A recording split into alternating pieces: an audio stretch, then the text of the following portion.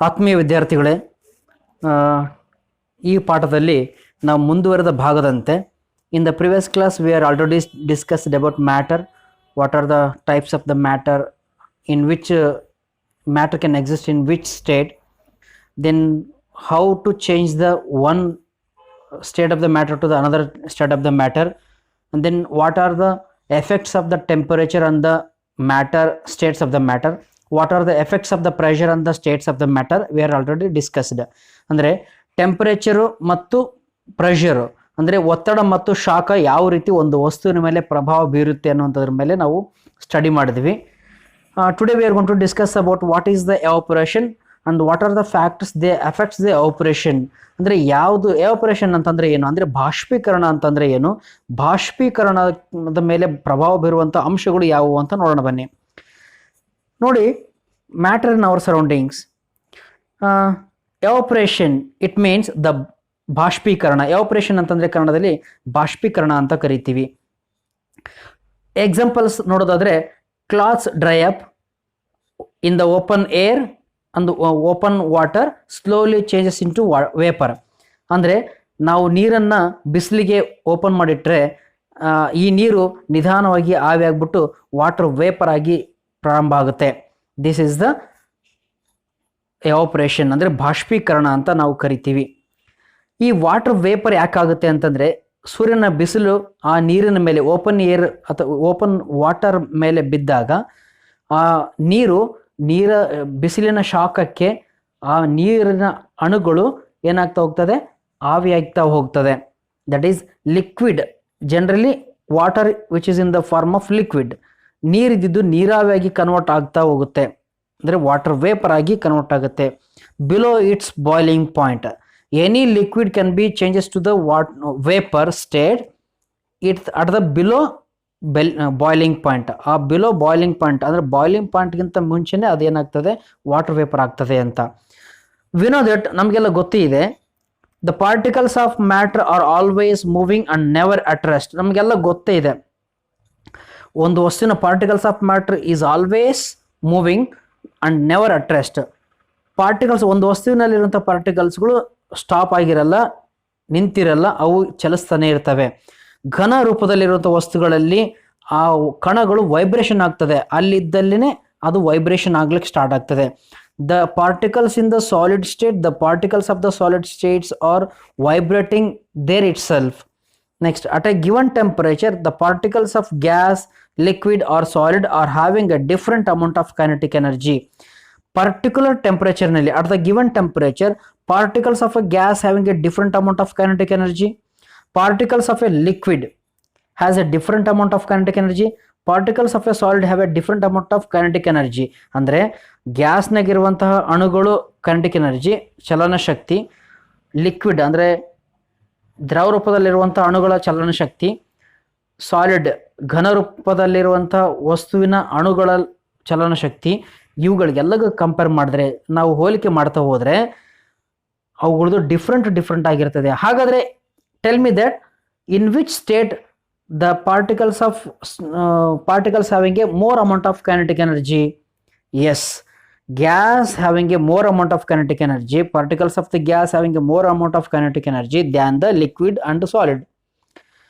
And then second one is liquid is having a more amount of kinetic energy than that of the solid, but less amount of kinetic energy than that of the gas. The particles of the gas are having a less amount of the kinetic energy as compared to the gas and the liquid. ಅಂದರೆ ಗ್ಯಾಸ್ನಾಗಿರುವಂಥ ಕಣಗಳು ತುಂಬ high kinetic energy ಹೊಂದಿರ್ತವೆ, ಚಲನ ಶಕ್ತಿಯನ್ನು ಹೊಂದಿರ್ತವೆ. ಯಾವುದಕ್ಕೆ compare ಮಾಡಿದ್ರೆ, liquid ಮತ್ತು ಸಾಲಿಡ್ಗೆ ಕಂಪೇರ್ ಮಾಡಿದ್ರೆ. ಲಿಕ್ವಿಡ್ನಲ್ಲಿರುವಂಥ ಅಣುಗಳು ಸಾಲಿಡ್ಗಿಂತ ಜಾಸ್ತಿ ಚಲನ ಶಕ್ತಿಯನ್ನು ಹೊಂದಿರ್ತವೆ, ಆದರೆ ಗ್ಯಾಸ್ನಾಗಿರುವಂಥ ಅಣುಗಳಿಗಿಂತ ಕಡಿಮೆ ಚಲನ ಶಕ್ತಿಯನ್ನು ಹೊಂದಿರ್ತವೆ. It is the point. Next, surface water ಯಾವ ರೀತಿ ಆವಿ ಆಗ್ತಾ ಹೋಗುತ್ತೆ, ಸರ್ಫೇಸ್ ವಾಟರ್ ಯಾವ ಥರ ಆವಿ ಆಗ್ತಾ ಹೋಗುತ್ತೆ ಅಂತ ನೋಡೋದಾದರೆ,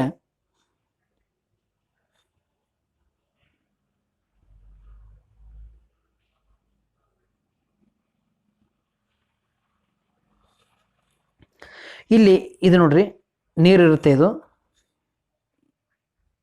ಇಟ್ ಈಸ್ ದ ವಾಟರ್.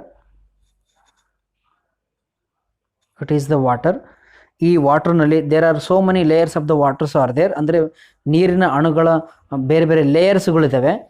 ಈ ಮೇಲಿನ ಲೇಯರ್ಸ್ನಲ್ಲಿರುವಂತಹ ಅಣುಗಳು they observes the energy from the light radiations, ಅಂದರೆ ಬಿಸಿಲಿನ ಮೇಲೆ ಬಿದ್ದಂತಹ ಅಣುಗಳು, ತನ್ನ ಮೇಲಿರುವಂತಹ ಅಣುಗಳು ಬಿಸಿಲನ್ನು ಹೀರ್ಕೊಂಡ್ಬಿಟ್ಟು ಅದು ಏನಾಗ್ತಾ ಹೋಗುತ್ತೆ, ಇಲ್ಲಿ ತೋರಿಸಿದ್ದೀನಲ್ಲ ಈ ಎವಾಪರೇಷನ್ ಆಗ್ತಾ ಹೋಗುತ್ತೆ. ಅಂದರೆ ಯಾರೋ ಮಾರ್ಕ್ ತೋರಿಸ್ತಾ ಇದ್ದೀನಲ್ಲ ಅದು ಈ ಹೀಟನ್ನು ಇಟ್ಕೊಂಡ್ಬಿಟ್ಟು ನೀರಿನ ಅಣುಗಳು ಅಂದರೆ ಮೇಲ್ಪದರದ ಅಣುಗಳು ಸೂರ್ಯನ ಶಾಖವನ್ನು ಹೀರ್ಕೊಂಡ್ಬಿಟ್ಟು ಅದು ಚಲನ ಶಕ್ತಿಯಿಂದ ಹೊರಗಡೆ ಬರ್ತವೆ. The surface particles of kinetic energy increases as the temperature increases, the surface particles of kinetic energy increases. The phenomenon of change of liquid into a vapor at any temperature below its boiling point is called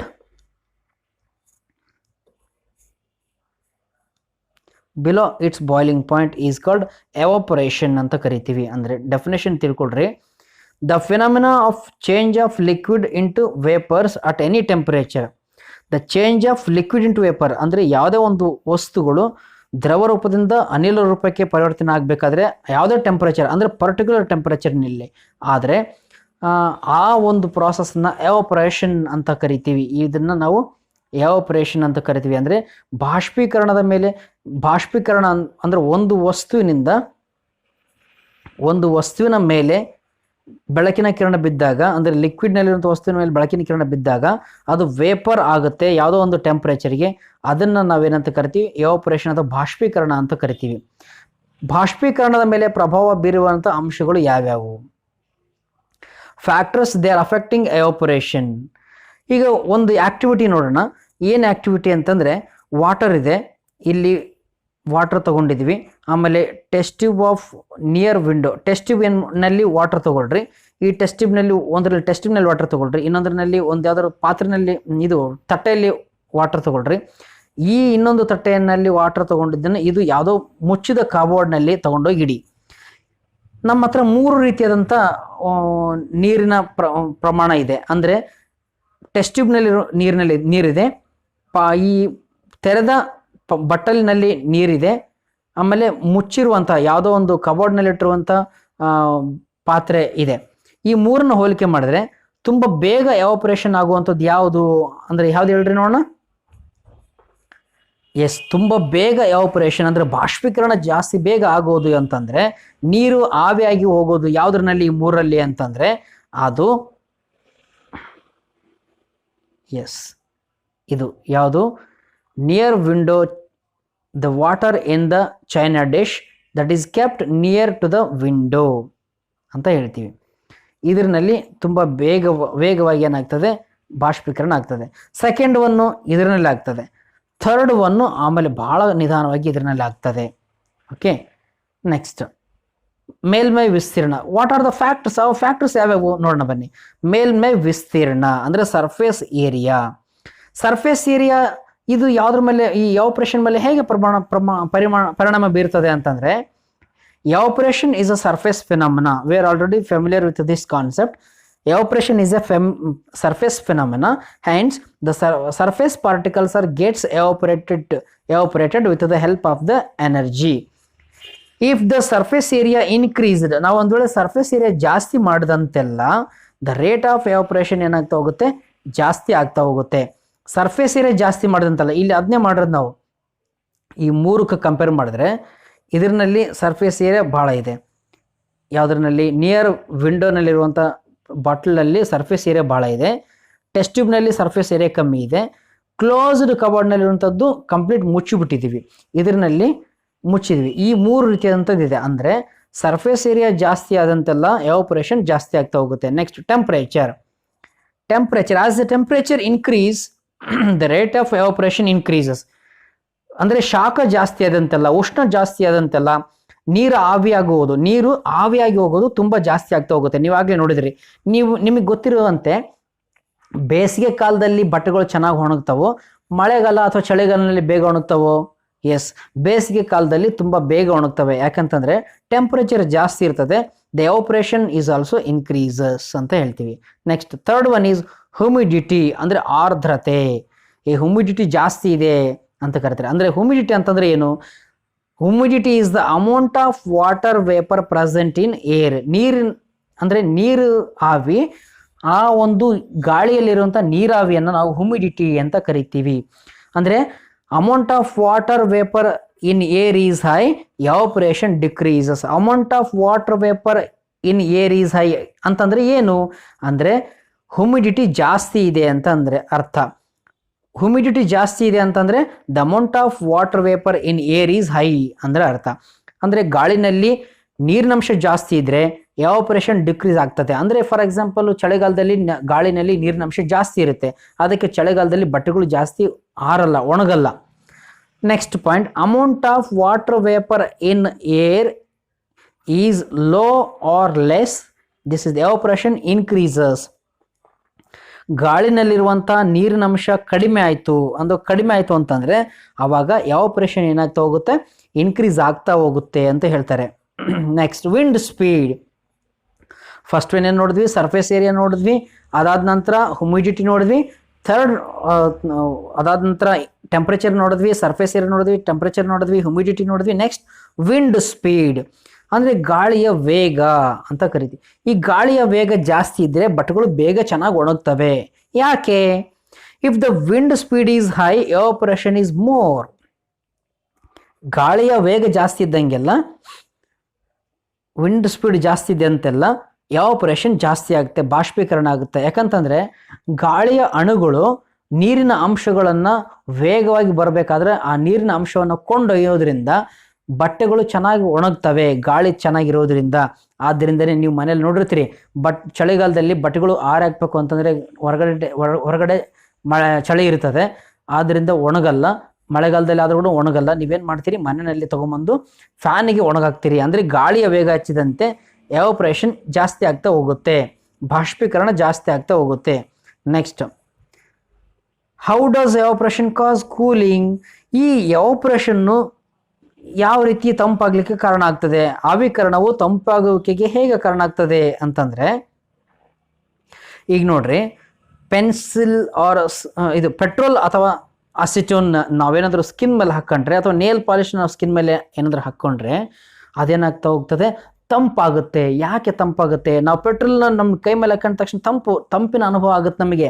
ಯಾಕೆ ಅಂತಂದರೆ petrol or acetone when we place it on our hand, they observes the energy from our body, means it observes the body temperature and then gets evaporated. ನಮ್ಮ ದೇಹದ ಉಷ್ಣಾಂಶವನ್ನು ಬಳಸ್ಕೊಂಡದು evaporation ಆಗೋದ್ರಿಂದ ನಮ್ಮ ದೇಹ ಆ ಭಾಗದಲ್ಲಿ ತಂಪು ಅಂತ ಅನಿಸುತ್ತೆ. Next, why should we wear cotton cloths? Why should we wear cotton cloths? Why should we wear cotton cloths in summer? ಯಾಕೆ ನಮಗೆ ಕಾಟನ್ ಕ್ಲಾತ್ಸ್ನ ಬಳಸ್ತೀವಿ ಅಂತಂದರೆ, ಇನ್ ಸಮ್ಮರ್ ಯಾಕೆ ಬಳಸ್ತೀವಿ? Why should we wear cotton cloths in summer ಅಂತಂದರೆ, ನಾವು ಬೇಸಿಗೆ ಕಾಲದಲ್ಲಿ ನಾವು ಕಾಟನ್ ಬಟ್ಟೆಗಳನ್ನ ಯಾಕೆ ಹಾಕ್ಕೊಂತೀವಿ ಅಂತಂದರೆ, ನಾವು ಸ್ವೆಟ್ಟಿಂಗ್ ಆಗೋದು ಬೇಸಿಗೆ ಕಾಲದಲ್ಲಿ ತುಂಬ ಜಾಸ್ತಿನೇ ಸ್ವೆಟ್ಟಿಂಗ್ ಆಗ್ತೀವಿ. ಅಂದರೆ ನಾವು ಬೆವರ್ತೀವಿ. ಬೇಸಿಗೆ ಕಾಲದಲ್ಲಿ ನಾವು ಬೆವರ್ತು ಬಂದಿರುವಂಥ ನೀರಿನ ಅಂಶ, ನಮ್ಮ ದೇಹದಿಂದ ಬಂದಿರುವಂಥ ನೀರಿನ ಅಂಶ ಕಾಟನ್ ಬಟ್ಟೆ ಆದರೆ ಕಾಟನ್ ಬಟ್ಟೆಯ ರಂಧ್ರಗಳ ಮುಖಾಂತರ ನೀರು ಹೊರಗಡೆ ಬಂದು, ಅಂದರೆ ನೀರು ನಮ್ಮ ದೇಹದ ಉಷ್ಣಾಂಶವನ್ನು ಹೀರ್ಕೊಂಡ್ಬಿಟ್ಟು ಅದು ಎವಾಪರೇಷನ್ ಆಗಿ ಹೊರಗಡೆ ಬರುತ್ತೆ. ತುಂಬ ಈಸಿಯಾಗಿ ಕಾಟನ್ ಬಟ್ಟೆಯಿಂದ ಬರುತ್ತೆ.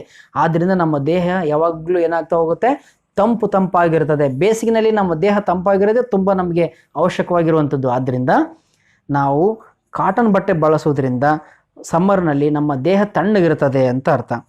Why do we C water droplets on the outer surface of the ice cold water in a bottle? ನೀವೆಲ್ಲ ನೋಡಿರ್ತೀರಿ, ಫ್ರಿಜ್ನಲ್ಲಿಟ್ಟಿರುವಂಥ ವಾಟರ್ ಬಾಟ್ಲು ಅಥವಾ ಒಂದು ಐಸ್ ಕ್ಯೂಬ್ಸ್ನಲ್ಲಿ ತುಂಬ ತಣ್ಣಗಿರುವಂಥ ನೀರನ್ನು ಒಂದು ಬಾಟಲ್ನಲ್ಲಿ ತಂದು ಹಾಕಿದ ತಕ್ಷಣ ಒಂದು 5 ನಿಮಿಷ 10 ನಿಮಿಷ ಬಿಟ್ಟರೆ ಆ ವಾಟರ್ ಡ್ರಾಪ್ಲೆಟ್ಸು ಆ ಒಂದು ಬಾಟಲ್ನ ಸುತ್ತಮುತ್ತ ಇರ್ತವೆ, ಅಂಟ್ಕೊಂಡಿರ್ತವೆ. ಒಳಗಡೆ ಇರುವಂಥ ನೀರು ಹೊರಗಡೆ ಹೆಂಗಪ್ಪ ಬಂತು ಅಂತ ನಿಮ್ಗೆಲ್ರಿಗೂ ಗಾಬರಿ ಆಗಿರ್ತದೆ. ಕಾಮನ್ ಆಗಿ ನೋಡಿರ್ತೀರಿ, ಆ ಒರೆಸಿ ಮತ್ತೆ ಅದನ್ನು ಚೆನ್ನಾಗಿ ಬಟ್ಟೆಯಿಂದ ಒರೆಸ್ಬಿಟ್ಟು ಮತ್ತೆ ಹಂಗೆ 5-10 ನಿಮಿಷ ಇಟ್ಟರೆ ಮತ್ತೆ ವಾಟರ್ ಡ್ರಾಪ್ಲೆಟ್ಸ್ ಬಂದು ಕೂತ್ಕೊಂಡಿರ್ತವೆ. ಎಲ್ಲಿಂದ ಬಂತು, ಇದೇನು ಸೋರ್ತಾ ಇದೆಯಾ ಬಾಟ್ಲು ಅಂತ ನಮಗನ್ಸುತ್ತೆ. But bottle ಸೋರಿರಲ್ಲ. ಅದು ಏನಾಗುತ್ತೆ ಅಂತಂದರೆ ಇದು ಬಾಷ್ಪೀಕರಣ ಆಗುತ್ತೆ. ಅಂದರೆ ಏನಾಗುತ್ತೆ, ಗಾಳಿನಲ್ಲಿರುವಂಥ ನೀರಿನ ಅಂಶ ಆ ಒಂದು ಬಾಟಲಿಯ ಸಂಪರ್ಕ ಬಂದಾಗ ಆ ಬಾಟ್ಲಲ್ಲಿರುವಂಥ ಈ ವಾತಾವರಣದಲ್ಲಿರುವಂಥ ನೀರು ಯಾವ ರೂಪದಲ್ಲಿರ್ತದೆ, ನೀರಾವಿಯ ರೂಪದಲ್ಲಿರ್ತದೆ. ಅಂದರೆ ಜಾಸ್ತಿ ಟೆಂಪ್ರೇಚರ್ ಇರ್ತದೆ. ಆದ್ದರಿಂದ ಏನಾಗ್ತದೆ, ಆ ಸುತ್ತಮುತ್ತಲಿರುವಂಥ ವಾತಾವರಣದಲ್ಲಿರುವಂಥ ನೀರು ಆ ಒಂದು ಬಾಟಲ್ ಹತ್ರ ಬಂದ ನಂತರ ಆ ಬಾಟಲ್ನಲ್ಲಿರುವಂಥ ತಂಪಾಗಿರುವಂಥ ಬಾಟಲ್ ಏನಾಗ್ತದೆ, ಈ ಒಂದು ನೀರಿನ ಅಣುಗಳಲ್ಲಿರುವಂಥ ಶಾಖವನ್ನು ಹೀರ್ಕೊಂಬಿಟ್ಟು ಆ ಒಂದು ಶಾಖವನ್ನು ಹೀರ್ಕೊಂಬಿಟ್ಟು ಅದನ್ನು ನೀರಾಗಿ ಕನ್ವರ್ಟ್ ಮಾಡುತ್ತೆ. ನೀರಾವಿಯಿಂದ, ಗಾಳಿಯಲ್ಲಿರುವಂಥ ನೀರಾವಿಯಿಂದ ನೀರನ್ನಾಗಿ ಪರಿವರ್ತನೆ ಮಾಡಿ ಆ ನೀರು ಆ ಬಾಟಲ್ನ ಮೇಲೆ ಹನಿ ಹನಿಗಳ ರೂಪದಲ್ಲಿ ಇರ್ತದೆ.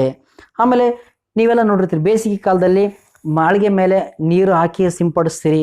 ಆಮೇಲೆ ಹೊರಗಡೆ ಕಸ ಬಳ್ದ್ಬಿಟ್ಟು ಚೆನ್ನಾಗಿ ಅಂಗಳದ ಮೇಲೆ ನೀರನ್ನು ಚಿಮುಕಿಸ್ತೀರಿ. ಯಾಕೆ ಅಂತಂದರೆ ಆ ಅಂಗಳದಲ್ಲಿ ನೀರನ್ನು ಚಿಮುಕಿಸುವುದರಿಂದ ಆ ಅಂಗಳದಲ್ಲಿರುವಂಥ ಶಾಖವನ್ನು ಈ ನೀರು ಹೀರ್ಕೊಂಬಿಟ್ಟು ನೀರಾವಿಯಾಗಿ ಕನ್ವರ್ಟ್ ಆಗುತ್ತೆ. ನೀರಾವಿಯಾಗಿ ಬದಲಾವಣೆ ಆಗೋದ್ರಿಂದ ಗಾಳಿನಲ್ಲಿ ನೀರಿನ ಅಂಶ ಜಾಸ್ತಿ ಆಗ್ತಾ ಹೋಗುತ್ತೆ. ಆವಾಗ ನಮಗೆ ತಂಪಾದ ಗಾಳಿ ಬರುತ್ತೆ. ಅದೇ ಥರ ಮೇಲ್ಗಡೆ ಮಳೆಗೆ ಮೇಲೆ ಕೂಡ ನಾವು ನೀರನ್ನು ಹಾಕಿ ಬೇಸಿಗೆ ಕಾಲದಲ್ಲಿ ಮಲ್ಕೋಬೇಕು ಮೇಲ್ಗೆ ಮೇಲೆ ಅಂತಂದರೆ ಬೇಸಿಗೆ ಕಾಲದಲ್ಲಿ ನೀರನ್ನು ಹಾಕಿ ಅದನ್ನು ನಾವು ಕ್ಲೀನ್ ಮಾಡ್ತೀವಿ. ನೀರನ್ನು ಹಾಕೋದ್ರಿಂದ ಆ ಮಳೆಗೆ ಮೇಲಿರುವಂಥ ನೀರಿನ ಉಷ್ಣವನ್ನು ಈ ನೀರು ಹೀರ್ಕೊಂಡ್ಬಿಟ್ಟು ಆವಿಯಾಗಿ ಹೋಗ್ಬಿಡುತ್ತೆ. ಆವಿಯಾಗಿ ಹೋಗೋದ್ರಿಂದ ಆ ತಾಪವನ್ನು ಸ್ವಲ್ಪ ಮಟ್ಟಿಗಾದರೂ ಅದು ಕಡಿಮೆ ಮಾಡುತ್ತೆ. ಇದು ಎವಾಪರೇಷನ್ ಅಂತಂದರೆ ಏನು, ಬಾಷ್ಪೀಕರಣ ಅಂತಂದ್ರೆ ಏನು, ಯಾವ್ಯಾವ ಪಾಯಿಂಟ್ಸ್ಗಳು, what are the important factors they are affecting the evaporation ಅನ್ನೋಂಥದ್ದನ್ನು ನಾವೀಗ ನೋಡಿದ್ವಿ. ಬಾಷ್ಪೀಕರಣಕ್ಕೆ ಪ್ರಭಾವ ಬೀರುವಂಥ ಅಂಶಗಳು ಯಾವುವು ಅಂತ ನೋಡಿದ್ವಿ.